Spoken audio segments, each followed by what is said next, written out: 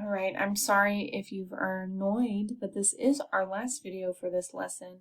I just think shorter videos make it easier to go back to whatever you may need to find again later. So we are now going to take slope-intercept form and put it onto a graph.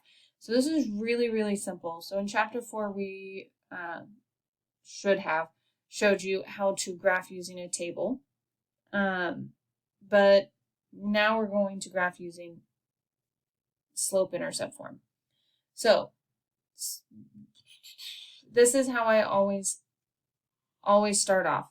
Identify what is M and what is B. So M equals B equals. This is your work. You're not going to write graph. 10 graph. 11 graph. No, don't do it. You're going to write 10, M equals B equals, and you're going to identify them. Are you with me there? So I'm going to say that again. You are not going to just write the problem number and graph. You are going to identify what M is and what is B. So in this equation, remember y equals mx plus b. Get used to it. Be annoyed with it. If you're annoyed by it, it means you're knowing it because you've heard it enough. So m is my coefficient, b is my y-intercept. So here my coefficient is 2, so m is 2. I am going to rewrite this as a fraction. So since that's a whole number, I'm now going to put it over 1 because now it's a fraction.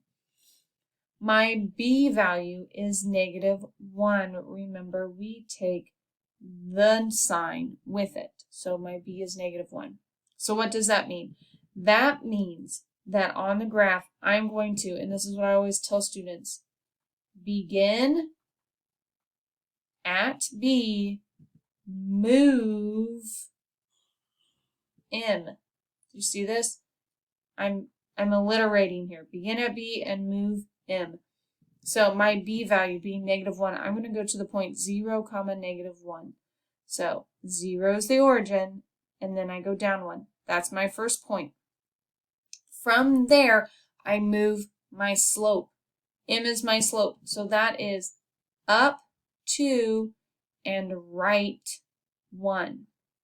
Okay, so I'm going to go up 1 from my y-intercept. I'm going to go up 1, 2, right 1. There's a new point.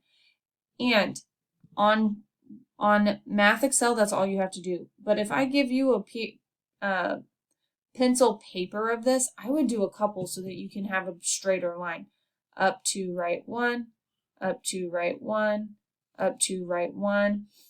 And you could also, so you get some going the other direction, go down to left 1 because 2 negatives make a positive. Down to left 1, down to left 1, down to left 1. And then from here, now keep in mind, Mrs. Cartwright can't see exactly where she is on her drawing pad. So we're going to try and draw this as straight as possible. You would have the ability to use, if you're using paper pencil, a straight edge to draw between those lines. But you draw it. On Math Excel, if you need help knowing because you forgot how to graph on Math Excel, please let us know. We'll help you learn how to graph on Math Excel. But that's it. Identify your slope, identify your y-intercept, begin at the y-intercept, move your slope. Okay, remember the top number is how many you either go up or down. The bottom number is your right or left. If you have a negative, you only do one negative move. So if you have a negative, it's either down and right or up and left. Only one negative. Okay. If you need any help, please holler at us. We are happy to help you in whatever way that we can. Have a wonderful day, 8th grade. Stay classy.